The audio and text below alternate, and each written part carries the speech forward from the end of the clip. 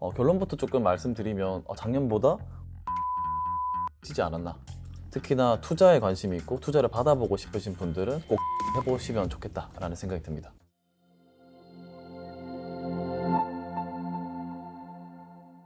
오늘은 그 2023년 정부 지원 사업 공고가 떠가지고 이 지원 사업에 대해서 좀 많이 설명해 주실 두 분 모시고 오늘 영상 한번 찍어보도록 하겠습니다. 하시는 일이랑 자기소개 한번 해주시겠어요? 네, 알겠습니다. 안녕하십니까. 저는 기업의 비즈니스 문서를 자문을 도와드리고 있는 더비트 컨설팅의 대표 조들입니다. 23년에 지금 통합 공고가 이제 떴는데 23년에는 예산 같은 거는 작년에 비해서 조금 많이 늘었나요? 아니면 줄었나요? 너무 안타깝게도 3분의 1 정도 깎였는데 이제 영상을 보시게 되는 창업가 분들한테는 오히려 좋아진 측면이 있다고 일단 생각이 들 것 같습니다. 그거를 이제 설명을 아마 좀 잘 해드려야 이해를 하실 수 있는 부분이 있다 보니까 네. 정확하게는 이제 통상 이제 스타트업들이 많이 좀 하게 되는 메인 사업화 자금 부분에서는 사실 예산이 거의 안 줄었고요. 거의 그리고 7년 미만 기업을 대상으로 하는 정부 지원 사업 예산은 3조 6,660억에서 3조 6,600억 정도 수준, 쉽게 말해서 한 59억밖에 안 줄었어요. 그래서 전체 예산 0.0 몇 프로 이 정도밖에 예산이 안 줄다 보니까 창업 기업들이 느끼시기에는 작년도하고 비교했을 때 올해 거의 변화가 없다. 그러면 작년에 비해서 예산이 준 부분이 어떤 쪽에서 줄은 건가요? 그건 이제 중기부 전체 예산을 좀 많이 줄였는데요. 불필요하다고 좀 판단되는 부분이나 좀 어떻게 보면 코로나 때문에 급진적으로 뭔가 좀 만들었던 그런 부분의 예산에서 조금 감액이 조금 있었던 것 같고, 나머지 부분은 또 어떤 부분이 많이 바뀌었나요? 우선은 올해 같은 경우에는 글로벌 지원 사업이 새로 하나 생겨났고 또 그 다음에 인력 지원 사업이 새로 생겨났는데 이 두 가지가 가장 큰 변화라고 일단 봐주시면 될 것 같습니다. 그러면 각각 두 개가 이제 어떤 쪽을 지원해 주는 걸까요? 글로벌 같은 경우에는 글로벌의 시장 진출을 지금 지원을 해주고 있고요. 인력 같은 경우에는 지금 AI 특화 교육 그리고 300억 정도가 지금 소프트웨어 인건비로 많이 풀려 있는 상태라고 보시면 될 것 같습니다. 그럼 이제 보통 우리가 지원 사업 같은 거 뜰 때 보통 이제 상반기에서 더 훨씬 많이 하고 뒤에 하반기에 조금 하거나 하반기 안 뜨는 경우도 이렇게 한데 올해는 좀 어떻게 될 것 같아요? 올해도 너무 안타깝게도 상반기에 많이 몰려 있는 상황이라서 이 영상을 보시는 분들이 상반기에 많이 좀 집중해서 지원을 해주셔야 될 것 같다라는 생각이 지금 듭니다. 한 4, 5년 전에는 상반기와 하반기가 좀 뚜렷하게 나눠져 있었던 시절이 있었어요. 상반기라 하면 한 2, 3, 4월, 하반기라 하면 한 7, 8, 9월 이런 시절이 있었는데 어느 순간부터 이제 선거가 조금 큰 선거가 있으면 상반기에 몰아서 집행하는 분위기로 좀 바뀌기 시작하면서 최근에 근래에 한 3년 연속 큰 선거가 있었어요. 그러다 보니까 이제는 올해는 사실 막 큰 선거가 있지도 않은데 그냥 분위기 자체가 좀 상반기에 좀 물량이 많이 몰리는 분위기로 바뀐 것 같습니다. 그럼 대략적으로 봤을 때는 상반기랑 하반기 놓고 보면 한 비율로 한 몇 대 몇 정도 되나요?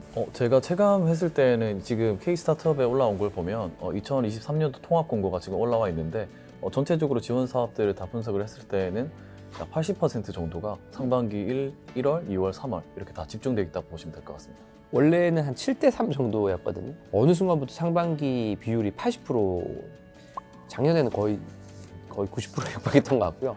그럼 되도록이면 이제 그래도 좀 상반기에 좀 쓰셔야 좀 더 나을 것 같다. 합격 확률이 높을 수밖에 없는 게요. 정부 사업을 대기하고 있는 수요자 숫자는 비슷한데 갑자기 지원 사업이 많이 동시에 떠버리면 이게 분산이 많이 되다 보니까 경쟁률이 높게 안 잡히고 좀 미달이 나려고 하는 사업도 있고 이런데 엄청 시간을 여유 있게 주고 뜨면 다 경쟁률이 치열하거든요. 그러다 보니까 상반기에를 좀 노리시는 게 합격이나 이런 부분에서는 무조건 유리한 부분이 있다 이렇게 이해하시면 될 것 같습니다. 그러면 이제 그 상반기에 지원하시는 분들은 혹시 하반기에 못 넣거나 그런 건가요? 아니면은 내가 상반기 하반기 골라서 들어가는 데 있는 건가요? 아니면 둘 다 지원할 수 있고 그런 걸까요? R&D도 다 그런 건 아닌데 R&D가 이제 일반적으로 상반기를 쓰면 하반기를 못 쓰는 R&D들이 좀 있다. 사업화 자금은 그런 거 없다. 그냥 붙을 때까지 쓸 수 있는 그런 구조라고 생각하시면 될 것 같습니다. 여기 포인트에서 하나 생각해 주셔야 될 거는 보통 사업화 자금은 합격을 하게 되면 보통 협약 기간이 8개월에서 10개월 정도가 되기 때문에 합격하신 분들은 보통 하반기에 지원은 좀 어렵다라고 그렇죠. 보시면 될 것 같습니다. 그렇죠. R&D 같은 경우도 그렇고 사업화도 그렇고 합격을 해버리면 그 기간 동안은 이제 협약 기간 동안 한 7개월 또는 10개월 또는 1년 동안은 다른 과제는 이제 중복해서 못하는 경우가 좀 많이 있다 이렇게 생각하시면 됩니다. 그러면 이제 R&D는 조금 예외가 있지만 사업화 자금 같은 경우는 그래도 이제 될 때까지 상반기에 떨어졌으면 하반기 다시 넣으면 되시니까 일단 한번 때까지. 지원해 보시는 게 좋겠다. 사업 계획서 같은 경우에는 동일하게 쓴 거를 또 지원을 해도 되냐 했을 때에는 합격한 걸 동일하게 지원해서는 안 되지만 내가 떨어진 거를 동일하게 지원한 거는 가능하다 이렇게 보시면 될 것 같습니다. 만약에 A라는 사람이 정부 사업을 합격한 사업 계획서로 이거를 B한테 줘서 네. B가 마치 자기 사업인 것처럼 똑같이 쓰면 그럼 어떻게 되나요? 그렇게 하면 안 되고요. 왜냐하면은 정부에서는 또 카피킬러라고 하는 프로그램을 다 쓰고 있기 때문에 내가 쓴 거를 다른 분에게 넘겨줘서 지원을 하게 될 경우에는 그게 동일하게 걸리기 때문에 그렇게 하셔서는 안 된다라고 보시면 될 것 같습니다. 예, 이게 진짜 맞는 게 제가 현역 심사를 들어갔을 때 말씀하신 프로그램을 돌려서 기존에 썼던 정부 사업 과거에 썼던 거랑 이번에 들어온 거랑 유사도를 판단해서 90 몇 프로가 겹친다라고 해서 심사위원분이 한 번 더 정확하게 읽어서 이거 진짜 베낀 게 맞다 판단하면 골로 보내는 어떤 그런 형태로 진행이 되더라고. 이게 2020년 말인가 네네네. 그때부터 도입이 돼가지고 너무 좋은 아이템을 만들면 이게 다른 사람이 있어도 또 붙을 수가 있으니까 이걸 악용하는 걸 막는 식으로 지금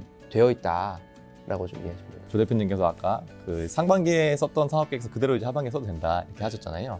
근데 그러면 이제 뭐 예를 들면서 떨어지신 분 입장에서는 하반기가 더 난이도도 더 높아졌다라고 생각했는데 그럼 그 똑같은 사업 계획 내서 혹시 붙을 가능성이 있는 건지.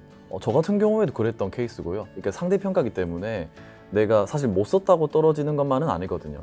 내가 충분히 사업계획서에 아쉬운 점을 보완한다고 한다면 좀 더 합격 가능성은 높아질 수 있다고 볼 수 있을 것 같고요.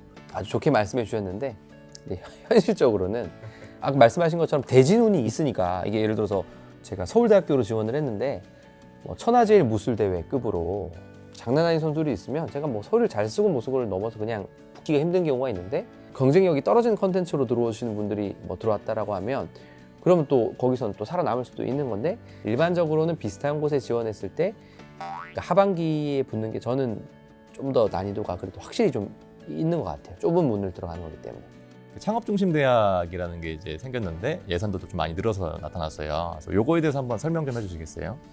네, 2022년도에 새로 이제 런칭이 된 지원 사업인데 사실은 이제 예비 창업 패키지, 초기 창업 패키지, 창업도의 패키지가 동일하고요. 사실 양식도 동일한데 창업 중심 대학이라는 곳에서 관리하고 있는 지원 사업이라고 보시면 될 것 같고요. 올해도 동일하게 창업 중심 대학이라고 하는 것이 오픈이 되는데 더 예산이 많아졌다라고 보시면 좋을 것 같고요. 저는 이게 올해 오히려 기회라고 생각을 하거든요. 왜냐하면 지금 창업 중심 대학의 존재를 모르시는 분들이 생각보다 많습니다. 아마 이 영상을 보시는 분들도 그렇게 생각이 들 것 같은데 예비 창업 패키지나 아니면 초기 창업 패키지, 창업도의 패키지 이런 창업 패키지들이 현재 2월에 공고가 뜰 예정이거든요.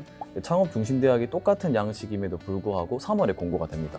그 말인 즉슨 창업 패키지를 준비하시는 분들은 두 번의 기회가 지금 있는 상태라고 봐주시면 될 것 같아서 이거 한번 꿀팁으로 가져가시면 좋을 것 같습니다. 또 그러면 이렇게 물어보신단 말이에요. 둘 다 지원이 되면 2억 받게 되는 거냐? 외적 최대 1억씩이니까 그건 안 되고요. 둘 중에 하나 선택하실 수 있다고 보시면 될 것 같습니다. 창업 중심 대학에 합격을 하시면 투자를 실적을 맞추기로 확약을 걸고 주관사들이 합격을 했기 때문에 투자나 이런 거를 받을 확률이 좀 더 높고 투자가 좀 확약돼 있는 기업들이 좀 유리한 부분이 많이 있다. 두 개가 선정이 됐다고 하면 조금 창업 중심 대학으로 가는 게 좀 더 유리한가요? 그러면 나중에 투자 이슈가 있으니까. 뭐 사실 저는 뭐 대동소이하다고 생각은 하는데 창업 중심 대학 같은 경우는 투자 실적을 조금 맞추기 위해서 기관이 좀 더 많이 협조해 주는 부분이 있다. 이렇게까지만 말씀드릴 수 있을 것 같습니다. 혹시나 내가 만약에 개인 투자자라든지 아니면 전문 엔젤 투자자 분들한테서 뭐 투자 유치를 약속을 받았다거나 이럴 경우에는 좀 더 창업 중심 대학도 좋지 않나 이렇게. 그렇죠. 오히려 이런 경우가 사실은 창업 중심 대학으로 가는 게 조금 더 합리적이고 개인들한테 투자 받는 것도 뭐 중요하지만은 좀 공신력 있는 기관들이 있습니다. 엑셀러레이터라든지 뭐 VC라든지 뭐 이런 곳에서 투자가 확약돼 있는 부분이 굉장히 좀 유리한 부분이 있다. 이렇게 생각하시면 됩니다. 전문 엔젤한테 투자 확약 같은 것도 조금 뭐 많이. 그렇죠. 전문 엔젤하고 VC하고 엑셀러레이터하고 거의 뭐 비슷한 테마니까요. 그렇게 보시면 될 것 같습니다. 그리고 또 그 이제 예산이 어쨌든 작년에 비해서 좀 이렇게 어디는 증가하고 어디는 감소하고 이런 게 있는 것 같은데 그 혁신 분야 창업 패키지랑 뭐 신사업 분야 이렇게 비중이 좀 바뀐 것 같아가지고 그쪽에 대해서 좀 한번 설명 좀 해주십시오. 혁신 분야 창업 패키지 같은 경우에는 작년에는 소부장 비중이 꽤 컸는데 올해는 소부장 비중이 확 줄었고 오히려 신산업이 많이 늘어난 상태고요. 이 신산업을 늘어난 걸 확인해 보면 정부에서 초격차 스타트업 1000 플러스 프로젝트를 지금 시장을 하고 있는 상태거든요. 그래서 여기에 조금 많은 예산이 지금 들어가 있는 상태다라고 봐주시면 될 것 같아서 원래 대부분의 창업 패키지는 7년 미만이 대부분이거든요. 근데 초격차 같은 경우에는 10년 미만의 지금 스타트업도 지원을 해주고 있는 상태라서 혁신 분야 창업 패키지를 지원해 보시면 좋겠다라고 저는 생각이 드는 상태입니다. 아까 초격차 스타트업이라고 하셨는데 그럼 그게 이제 뭐 어떤 특정한 분야를 이제 하고 있는 그런 스타트업을 말씀하시는 거예요? 맞습니다. 초격차 스타트업 같은 경우에 초격차 10대 분야 좀 말씀을 드리면 시스템 반도체, 바이오 헬스, 미래 모빌리티, 친환경 에너지, 로봇, 빅데이터 AI, 사이버 보안 네트워크, 우주 항공, 그리고 차세대 원전, 양자 기술 이렇게 10대 기술이라고 봐주시면 될 것 같습니다. 그리고 이제 지원 사업 중에 사실은 이제 많은 분들이 되게 받고 싶어하는 건데 이제 팁스 같은 경우는 혹시 뭐 올해 예산이 어떻게 될까요? 팁스는 사실 너무 달달해졌어요. 거의 지원 규모가 777억 원이었거든요. 원래 작년에. 근데 올해는 1,100억이 되어서 30-40% 늘었죠. 네, 41.5%가 지금 늘어난 상태입니다. 음. 특히나 그리고 예전에 팁스는 기술 기반이었기 때문에 사실상 R&D 사업에 많이 가까웠었는데 올해 같은 경우에는 좀 더 그런 기준을 완화해서 시장 중심형으로 많이 가겠다라고 하는 상황이기 때문에 시장에 어떤 가까운 어떤 아이템을 하셨던 분이라도 팁스를 한번 지원해 보시면 좋겠다는 생각이 들고 특히나 투자에 관심이 있고 투자를 받아보고 싶으신 분들은 꼭 팁스를 해보시면 좋겠다라는 생각이 듭니다.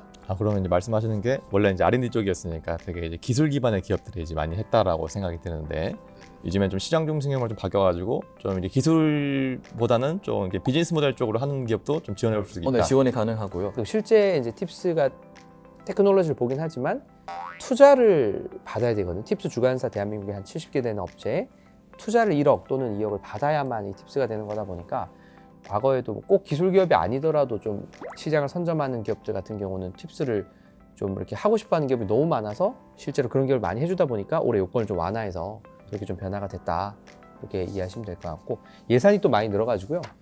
사실 지금 팁스 주관사 저희 회사랑 협업하고 있는 팁스 주관사들이 좀 꽤 많은데요.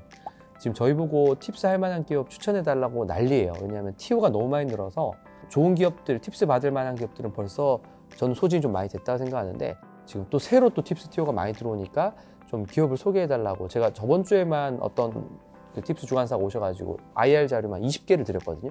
투자 제안서만. 그래서 지금 그런 문의가 엄청 많이 들어온다. 지금 팁스 주관사들도 TO를 소진하기 위해서 부지런히 뛰고 있다. 이렇게 조금 이해를 해주시면 될 것 같습니다. 그러면 이제 변리사님께서는 어쨌든 간에 팁스 주관사랑 이제 어떤 저희 고객분이랑 매칭도 많이 해주시니까 같이 이제 미팅도 많이 하고 하시잖아요. 근데 그러면 그랬을 때 어떤 기업에서 이제 팁스를 받고 싶다 하면 어떤 걸 준비해야 되는지 아니면 팁이라든지 이런 건 좀 있을까요? 팁스는 기본적으로 7년 미만의 20억 이하 매출을 가진 기술 기업만 지원이 가능한데요. 기술 부분은 올해 좀 완화가 됐고 결국에는 20억 이하의 7년 미만이어야 지원이 가능하다 보니까 이 20억 근처에서 아슬아슬한 매출을 가지신 분들이 실수로 21억을 찍어버리면 팁스가 요건이 좀 피곤하게 되는 경우가 많습니다. 그래서 그 부분을 좀 주의하셔서 결산이 20억 언더여야 아래쪽에 있어야 할 수가 있다는 거를 조금 주의하셔야 되고 그리고 좀 준비하셔야 되는 부분 중에 하나가 결국에는 그 팁스 주관사에 투자를 받아야 되기 때문에 IR 자료를 잘 만들어야 됩니다. 투자 제안서를 잘 만들어야 되는데 투자 제안서는 조대현 대표님께서 워낙 잘 만드시니까 예. 연락 주십시오. 그 연락을 그러면 드리긴 드리는데 뭐 투자 제안서는 그럼 어떤 부분이 조금 중요하게 투자 제안서 같은 경우에는 사실 그 기업의 어떤 히스토리라든지 그리고 성장 가능성 그 다음에 우리가 충분히 시장성이 있다는 걸 많이 어필되는 게 중요한데 대부분의 대표님들이 투자 제안서를 작성하게 되면 굉장히 판에 박히고 그리고 재미없게 쓰시거든요. 그래서 최대한 스토리도 보여주고 우리가 재무라든지 그리고 이 투자금을 받았을 때는 어떻게 사용할 건지 이런 것들이 좀 더 매력적으로 담길 수 있게끔 해주는 게 좋고요. 사실 투자 제안서를 자문을 하다 보면 실제로 이 기업은 투자 안 받아도 될 것 같은데 라고 하는 것들이 가장 매력적이에요, 사실은. 그래서 투자 제안서 어떤 작성을 하실 때나 제작을 하실 때 기업들이 조금 생각해 주시면 좋을 거는 우리 이 정도면 정말 투자 안 받아도 정말 좋은 기업이야. 근데 대신에 투자 받으면 더 확실히 빠르게 성장할 수 있겠다라고 하는 느낌이 들게끔 만들어 주시면 좋겠다라고 생각이 들고요. 투자 제안서는 사실은 데모덱이라는 게 있고 풀덱이라고 하는 게 있거든요. 그래서 데모덱은 원래 PPT로 한 10페이지에서 15페이지 정도 내외로 만들어지고요. 풀덱은 50페이지 정도로 만들어집니다. 보통은 콜드 메일로 많이 메일을 보내게 될 때에는 풀덱보다는 데모덱을 많이 활용하시는 게 좀 더 좋고요. 그리고 투자 미팅 때에는 좀 더 많은 내용을 보여줄 수 있게끔 풀덱을 보여주시는 것 좀 추천을 드리겠습니다. 금방 이게 마감하는 게 이제 에코 스타트업 쪽이 마감이 할 것 같은데 그거에 대해서 좀 간략히 좀 설명 좀 해주시죠. 네, 에코 스타트업은 지금 1월 9일에 이미 공고가 된 상태고요. 1월 31일에 지금 마감 접수거든요. 사실 제 개인적으로 생각했을 때는 예창패, 초창패, 창조패보다 좀 더 매력적일 수 있는 지원 사업이라고 생각이 들고요. 저도 약간 그렇게 생각하는 부분이 있어요. 네네네. 비슷하게 어떤 점에서 생각하시네요. 혹시 우선은 좀 더 지원하는 규모도 마찬가지고 최대 2.5억이거든요. 이 창업기업 같은 경우에는. 연차별로 에코 스타트업도 약간 예비 기업 느낌, 초기 3년 기업 느낌, 3년 넘은 기업 느낌으로 해서 예산 지원이 좀 다르긴 해요. 한 6천, 뭐 1억 2천, 2억 5천 이런 식으로 예산이 나눠져 있는데 정부 지원 사업은 필터가 많을수록 내가 그 필터에 맞기만 하면 합격률이 더 잘 나옵니다. 누구나 올 수 있는 기업은 경쟁이 치열할 수밖에 없는 구조고 친환경 기업만 올 수 있어. 이러면은 확 줄어들어요. 근데 친환경 테마에 내가 해당되기만 한다면 사실은 웬만한 지원 사업보다는 에코 스타트업이 합격률이 훨씬 잘 나오는 부분이 있고 에코 스타트업이 있는 것 자체를 모르는 기업이 제가 봤을 때 우리나라 기업의 99% 정도 되지 않나. 에코 스타트업을 저희가 미팅 때 얘기를 드리면 그런 게 있어요라는 분이 99%. 그러니까 모르시는 분이 너무 많기 때문에 블루오션, 저희가 이렇게 영상을 찍으면 금방 레드오션이 되는 경향이 많이 있는데요. 동상 보면은 지금 제가 봤을 때 좀 괜찮다. 생각보다 합격자들이 꽤 많이 저희도 작년에 꽤 많이 나왔으니까 생각보다 괜찮은 것 같다는 생각이 많이 듭니다. 친환경도 가능하고 소셜 벤처 쪽도 소셜 벤처 가능하고요. 쪽도. 기술 기업도 사실은 가능하기 때문에 예. 에코 스타트업이 너무 좋은 게 1월에 떴는데 만약에 내가 에코 쪽 아이템인데 청년이다 라고 하면 청년 창업 사관학교가 곧 또 1월에 공고가 뜰 거거든요. 그럼 에코도 지원할 수 있고 청년 창업 사관학교도 지원할 수 있고 뭐 예비 창업 패키지나 초기 창업 패키지 이어서 다 지원할 수 있기 때문에 저는 에코 스타트업을 들어가실 수 있는 분이라면은 꼭 들어갔으면 무조건 좋겠다. 지원하시는 걸 라고 추천드립니다. 생각이 듭니다. 작년과 비교했을 때는 글로벌하고 인력 지원 사업이 새로 신설이 됐고요. 팁스 사업이 굉장히 예산이 많이 늘어났다. 창업 중심 대학이라고 하는 사업이 또 예산이 많이 늘어났는데 좀 더 지원 전략을 많이 세워볼 수 있는 상태가 되었다. 이렇게 조금 체크해 주시면 좋을 것 같습니다. 이제 2023년 창업 지원 사업의 지원 전략 로드맵을 조금 알려드리겠습니다. 이거 듣고 참고하셔서 1, 2월, 3월 그리고 지원해 보시면 좋을 것 같아요. 1월 같은 경우에는 청년 창업 사관학교, 에코 스타트업, 제도전 패키지, 팁스, 로컬 크리에이터, 글로벌 창업 사관학교를 지원해 보시면 좋겠고요. 2월 같은 경우에는 예비 창업 패키지, 초기 창업 패키지, 창업도의 패키지, 혁신 분야 창업 패키지 지원해 보시면 좋겠습니다. 그리고 3월 달에는 창업 중심 대학 패키지가 뜨니까 이렇게 1, 2, 3월 빈틈없이 지원해 보시면 좋은 결과 있으시리라고 생각됩니다.